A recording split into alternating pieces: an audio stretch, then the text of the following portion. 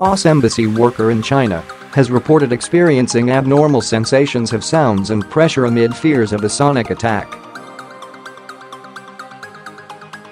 The State Department has issued a health alert to its citizens in the country, adding that the unnamed staff members' symptoms indicate a mild traumatic brain injury.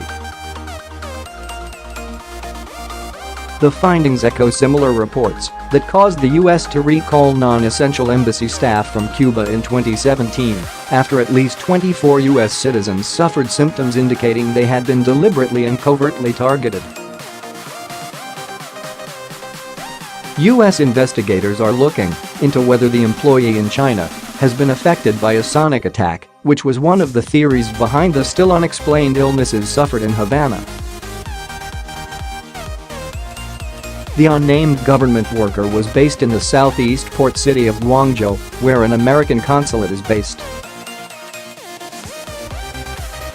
He has now been flown back to the U.S. for assessment, according to reports. The State Department has issued a health alert to its staff in China, which states, while in China, if you experience any unusual acute auditory or sensory phenomena accompanied by unusual sounds or piercing noises, do not attempt to locate their source. Instead, move to a location where the sounds are not present. The embassy in Beijing said it could not link the case in China to the health issues suffered by its staff in Cuba. In an email to citizens in China, the State Department said a U.S. government employee in China recently reported subtle and vague, but abnormal, sensations of sound and pressure. The U.S. government is taking these reports seriously and has informed its official staff in China of this event. They added that they are not sure what has caused the employee's symptoms. The U.S. Secretary of Mike Pompeo has said he is concerned about the serious health incident that has affected an embassy worker in Guangzhou. China's Foreign Ministry and National Health Commission did not immediately respond to questions about the findings, the Associated Press reported.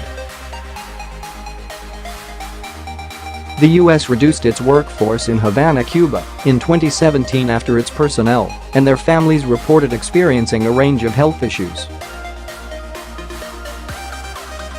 Investigators have drawn theories including that were targeted by sonic attacks, where the symptoms included dizziness, headaches and vomiting. The attacks can sometimes be carried out by emitting infrasounds, which are low-frequency noises that can affect human hearing if they are loud enough. However, Dr. Toby Hayes told The New Scientist in 2017 that an infrasound attack wouldn't be very covert as a large array of subwoofers would be needed. The other type is an ultrasound attack, whereby a high-frequency noise inaudible to human ears can be targeted easily at potential victims. They can damage parts of the ear such as hairs that pick up sounds, but again it is reported that large equipment would be needed for such an attack. Other theories behind the health issues in Cuba include the use of electromagnetic weapons, which can target highly focused energy at potential victims. This can include a laser, microwaves, or particle beams. Investigators also speculated that a flawed spy device could be behind the victim's ailments in Cuba. The U.S. expelled 15 Cuban diplomats from the U.S. after the alleged acoustic attacks.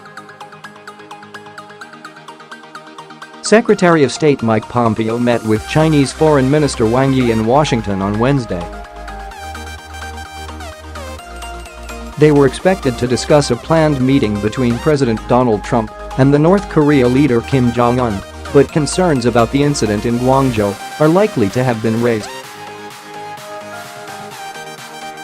China and the U.S. are considered strategic rivals for influence in Asia, but conduct hundreds of billions of dollars of annual trade with each other.